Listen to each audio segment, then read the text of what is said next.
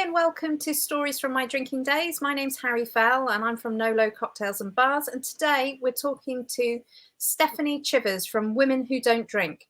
Women Who Don't Drink is a community interest company helping women make alcohol insignificant in their lives. Welcome, Stephanie. It's lovely to see you.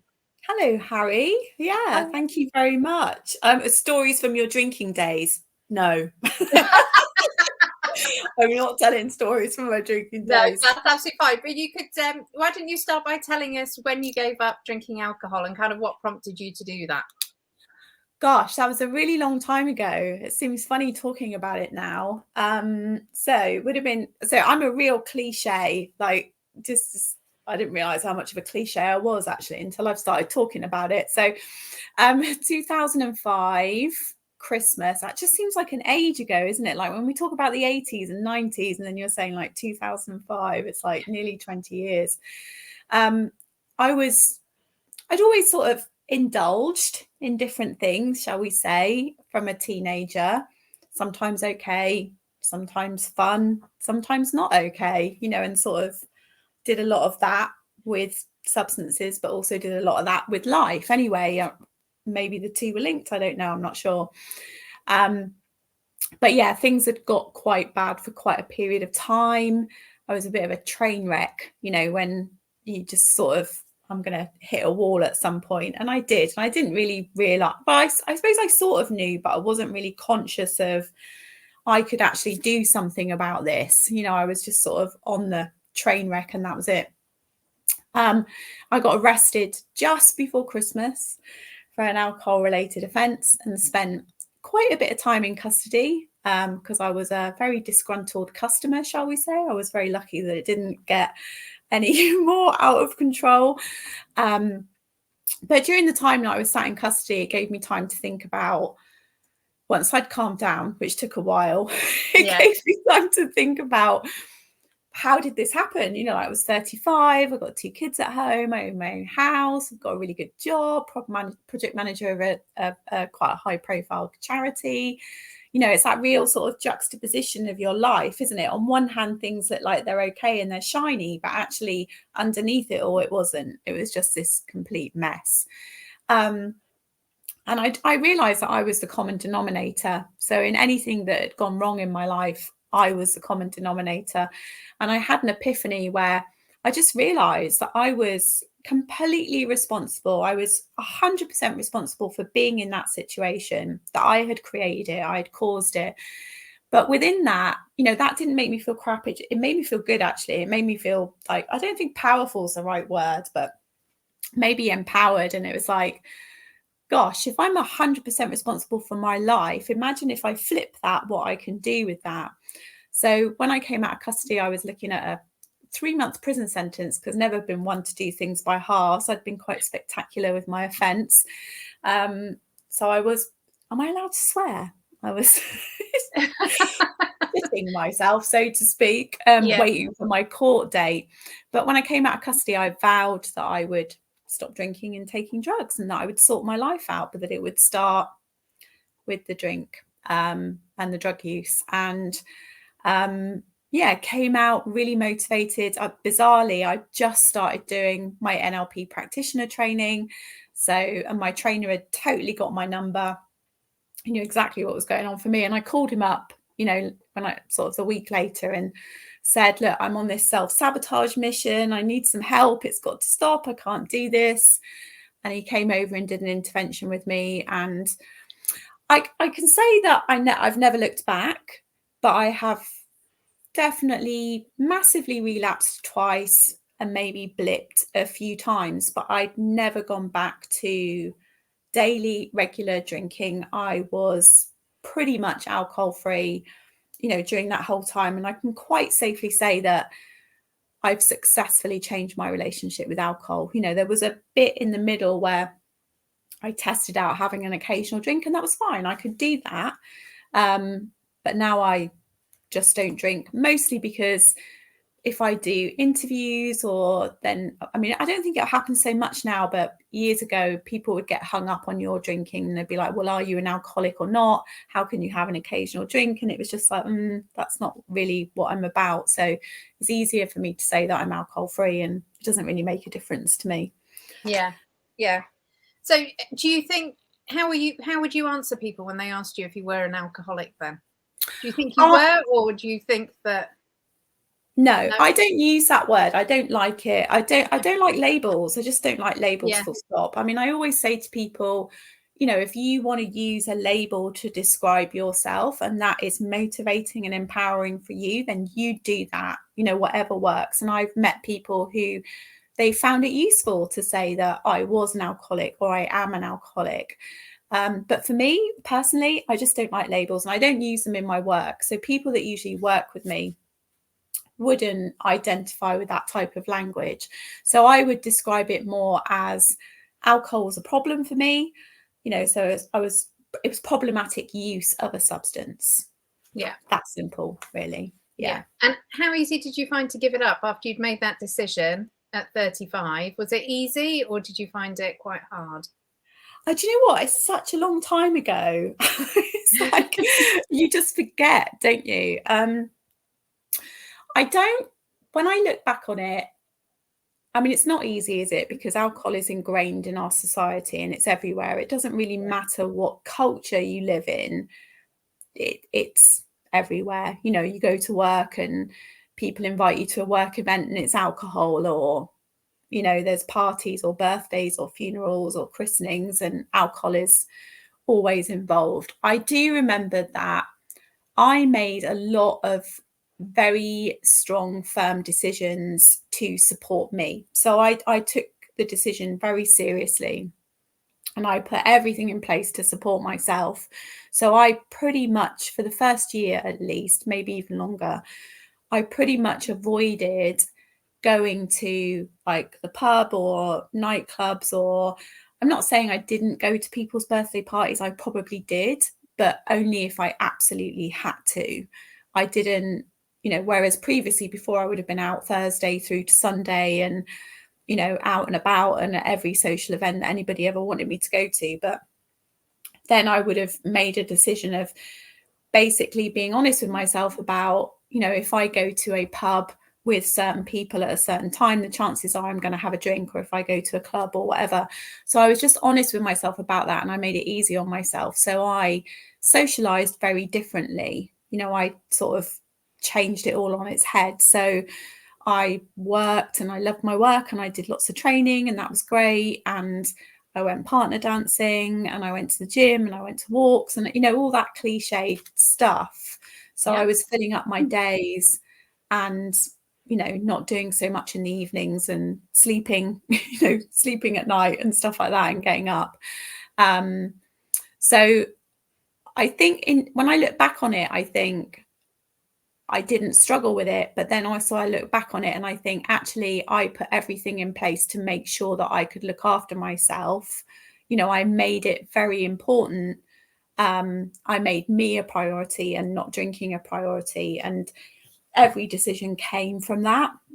Yeah. So in that way, it was important to me, but I was honest with myself and I put stuff in place to support me. Yeah. And I think that's actually where it starts, isn't it? For anybody that wants to give up alcohol, is having that really honest, hard look at your life and what you're like, and being honest with yourself about what you're like. Yeah. So for me, I knew that I couldn't moderate. I know I can't. There's no point me thinking about having an occasional alcoholic drink, because it won't just be one. So for me, it's all or nothing. And I need to, you know, I was really honest with myself and realized that if I was going to give up, I was giving up. That was it. I was not going back. So, yeah. So from that point then, obviously you started working with people also looking to change their relationship with alcohol. When did you start doing that? It wasn't, none of it was premeditated. It was just like, you know, a sequence of events. It was, I mean, obviously not getting arrested was not premeditated, but no, yeah. I didn't get a sentence, which was amazing. So I, you know, I got really lucky. But I had stopped drinking and taking drugs, and I had taken steps already. So, I mean, not that that really makes any difference, because when you've got a court date looming, that's quite a motivation.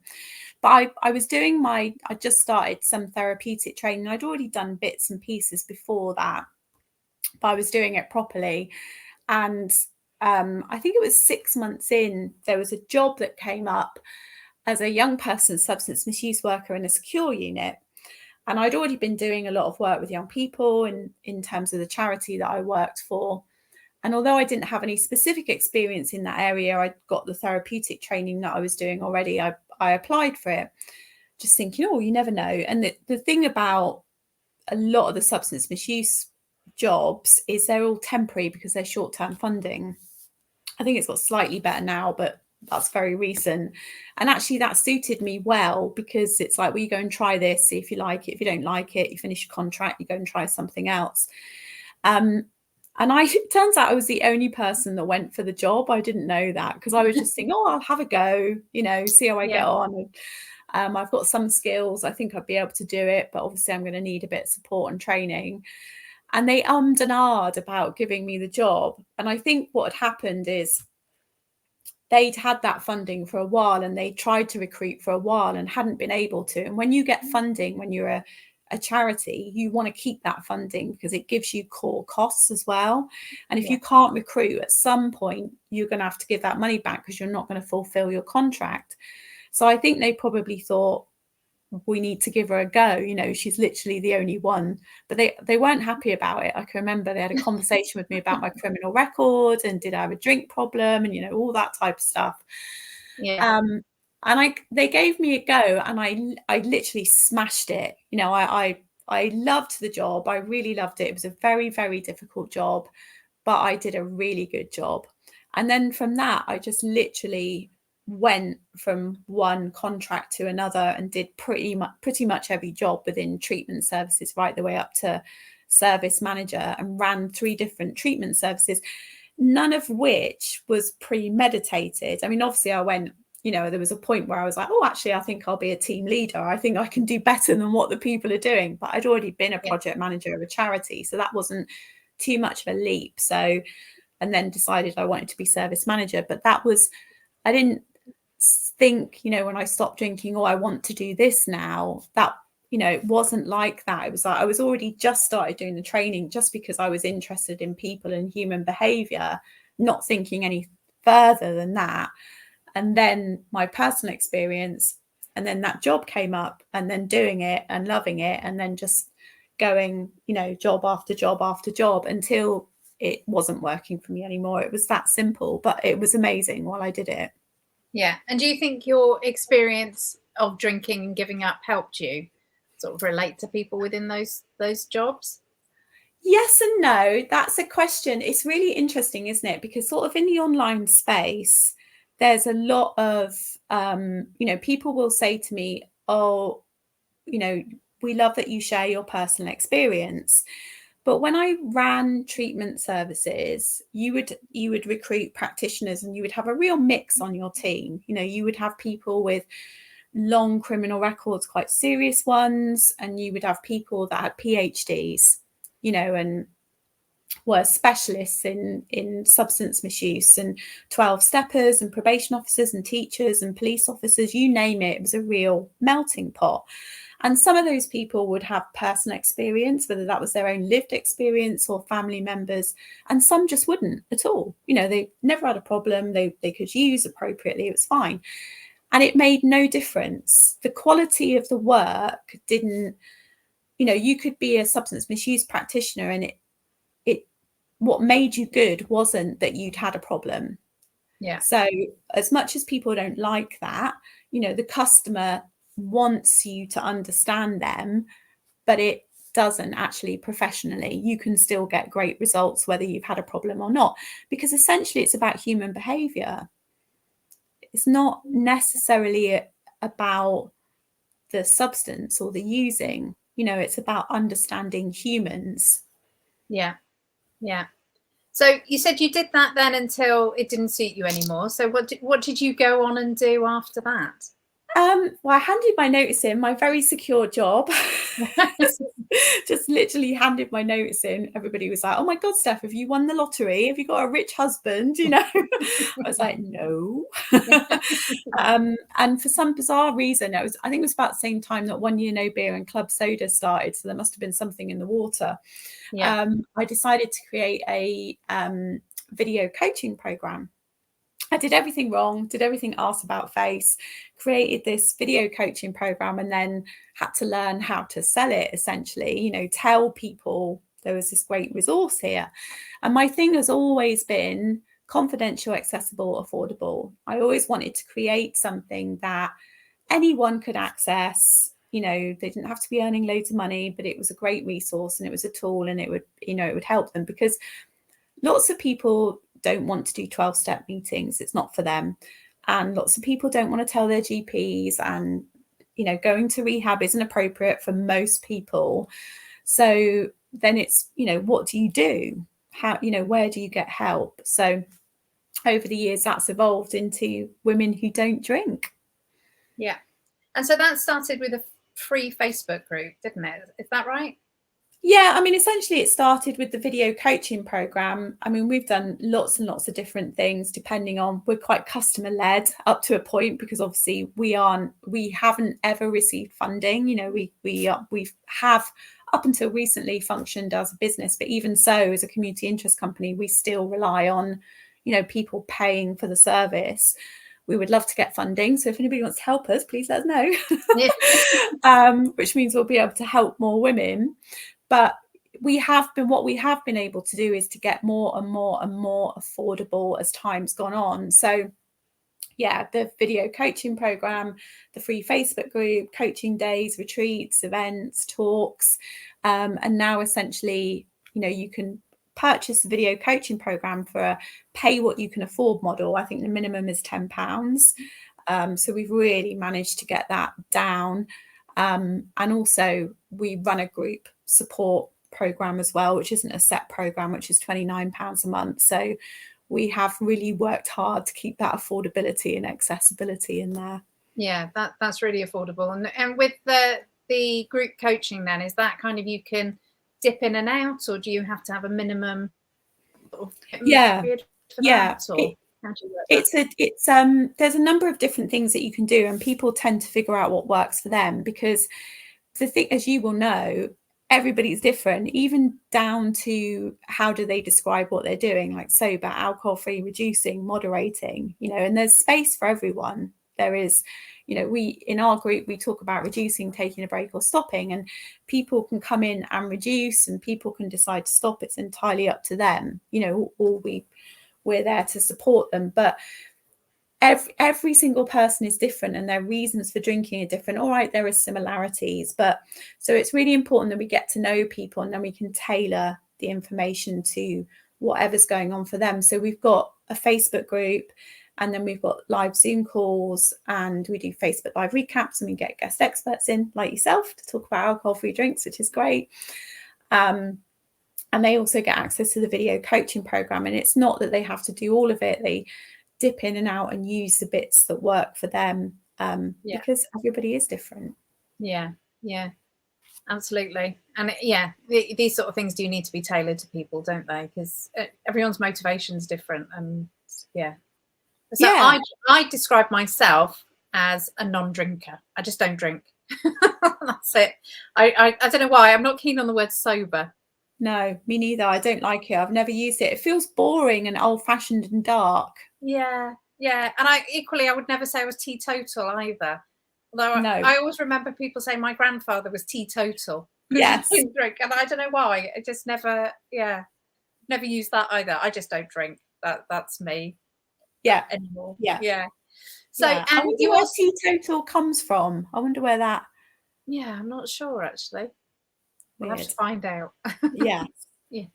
So, you also offer one-to-one coaching, don't you, with different coaches on Women Who Don't Drink? Yeah. So although we love the group program because it's £29 a month and it really works for people, some people, not many, some people want the one-to-one, which I totally get. Maybe there's something they want to talk about that they're not ready to share that in the group, that's fine. So yeah, there's some coaches that are on my website, you know, with a range of different backgrounds and training, so, and different price points as well. So if you want to do some one-to-one work, you can check those out. And if anybody's listening, like with one-to-one coaching, counselling, it doesn't matter what you call it, if you want to work with somebody, always book in a free consultation. You know, you shouldn't have to pay anything up front. So particularly in our space, sort of the alcohol space, when I train other coaches, I teach them that they need to give the free consultation, because it's a chance for the customer to figure out, do I want to work with this person? But also, is that person suitable for the coach? And it's a very important part of what we do. Yeah. I would imagine you've kind of almost got to spark off each other, don't you? You've got to have that, feel comfortable to have those pretty hard conversations. They're not. Yeah, definitely. Because it's really interesting. For some people, there's something that's just bothering them, and sometimes it can take a few sessions to get to that because they feel stupid or they don't want to tell anyone, and it's usually no big deal to me, but to them it can take quite a while to get out. I've just been working with someone and we're sort of like 4 sessions in, and I've been like, there's something going on here, there's something you're not telling me, I can tell. And then like 4th or 5th session they just went blah, and I'm like, that's what it is. There it is. And I guess that's them building their trust and confidence in you and your relationship with them as well, isn't it? You know, it probably is something they've never told anybody before. Often. You know. Well, this particular person, they hadn't told anybody else. Yeah. And then that is a big deal. Yeah. You know. Yeah. Even if it's not in their head, it's a big deal. Isn't it? You know, we all have those things that we make into a big deal in our heads that actually, if you just spoke to somebody else about it, you'd realise was nothing. And it's all fine. Yeah. And I think also we've all got those experiences that we find either embarrassing or, you know, traumatic, that actually, because we don't speak about them, we don't realise how many people that's happened to. There's an event I help out at sometimes, and she does it at quite a lot of her events because they're for women only, and she hands out, it's like a little quiz where it asks you those specific questions around, have you ever been attacked, verbally abused, financially controlled, sexually abused, raped, you know, all those sort of questions, things that happen to women. And then you swap the form around and she calls it out, and people stand up. They're not standing up for themselves, you know, they're standing up because someone else said it. And it's amazing how many women in the room have been sexually abused when you do that. It doesn't matter what room you do it in. Yeah, it's frightening, isn't it? Yeah. I'm very wrong. But people have to go through these things completely. So women who don't drink, then you can find more information, can't you? I know there's the Facebook group, and also womenwhodon'tdrink.com. But what if, for somebody that's wanting to give up alcohol, what would you what are your main tips for what they should be doing? Gosh, how long have you got? So I mean, if you're curious, like, this is the first thing I think to say is, there's a number of things, isn't there? Maybe alcohol isn't working out for you. It can, you know, there's varying degrees of how much of it a problem. It could be a massive problem, or it might just be, actually, this is like not working for me, you know, hangovers, anxiety stuff. Or maybe you're just curious about what it would be like to not drink, or not drink very much. I would say don't put any pressure on yourself, depending on how important it is. Obviously, you know, if it's life-threatening, then please get some help. But I always say to people, you know, you've got nothing to lose by having a little bit of alcohol-free time, or building up your alcohol-free days, or just reducing your drinking. You've got nothing to lose, you know, in the grand scale of things. Like, if on average we're going to live until we're 75, 80, 85, if you do like a month, that's nothing. It's like a drop in the ocean. And nobody has ever come, in 17 years, nobody has ever come back to me and complained about not drinking. So just like think about that from a customer service perspective. In 17 years, no one has ever complained to me about not drinking. And that doesn't matter if you've got a problem or not. The other thing I would say to you is go and get Drink by Professor David Nutt, which is an amazing book, whether you want to read it or audio book. That's the best book for facts. I always say to people, start with educating yourself about alcohol. There is so much misinformation out there about alcohol, not just from the media, but also even unfortunately in our space. So yeah, read or listen to Drink by Professor David Nutt, educate yourself. And then, you know, think about why you want to make changes. You know, what would be important to you about doing that? What would be the benefit? You know, maybe get some support. You don't have to get any support, but essentially it's about changing your routines and habits and doing something differently. So like you will know, alcohol-free drinks, massive, and it can really help people. I mean, the amount of men that have said to me, you know, the difference to be able to walk into a pub and get an alcohol-free lager and nobody even bat an eyelid, it makes such a difference. And I know even with women who weren't lager drinkers, who were wine drinkers, who drink alcohol-free lager, they find it really, really beneficial to swap out the alcohol drinks for the alcohol-free drinks.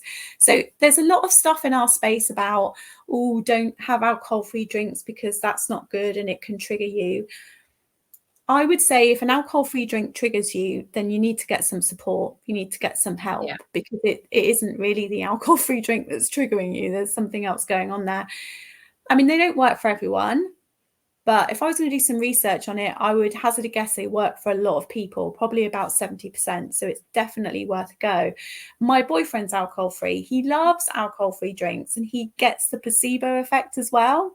So he like has a lager and he actually feels relaxed. He has an alcohol-free lager, feels relaxed. He gets that. I mean, obviously he's not getting the same hit, but he's definitely getting that placebo effect, which is brilliant. So educate yourself, alcohol-free drinks, have a look at your routines and habits around alcohol, change it up and do something different.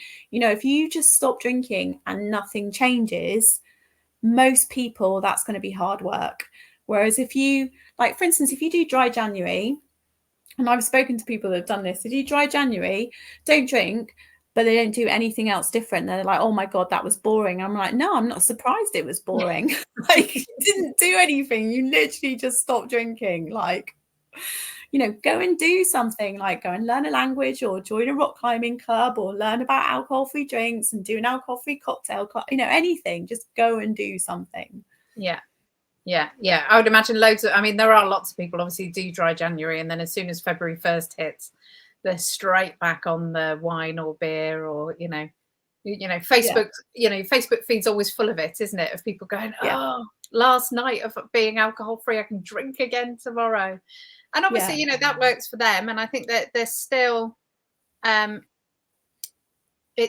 still a benefit to doing dry January, even if you do just go back to your normal habits. And actually the month off is how I started. I was only going to do a month off. It wasn't January, but and I just felt so much better in that month. That was it. I decided it was a lifestyle change. So that's good. I think a lot of people do dry January, and I think they've done research on it, haven't they, that actually shows that people are naturally reducing as a result of doing dry January. Because when you take a break from drinking, even if you start drinking again, your tolerance is reduced, and you've got that, you can look back and think about, even if you thought it was boring, you didn't do anything different, you probably slept better, you definitely felt better, you know, there will have been some benefits, even to hardened drinkers who don't want to admit it, there definitely will have been. And then you've got that, you know, you can sort of comparison, can't you? You know, like you get to March and you're like, oh, I feel a bit tired and a bit jaded and my sleep's not great. Actually, I felt much better in January. Maybe I'll just drink a little bit less, you know? Yeah, exactly. It's a good practice. See how you feel as well. Yeah. Excellent. Well, thank you ever so much for your time, Steph. It's been lovely to chat to you. For anyone that wants more information, head over to Steph's website, womenwhodon'tdrink.com. And I'm certainly going to go and buy Drink by David Nutt and give that a go. It's not one I've read. So, you know, still trying to educate myself on everything alcohol and non-alcoholic, and all of the benefits. So that's brilliant. Well, thank you very much. Thank you. Thank you. So you've been listening to Stories from My Drinking Days with Harry Fell and guest Stephanie Chivers from Women Who Don't Drink. Thank you very much for joining us.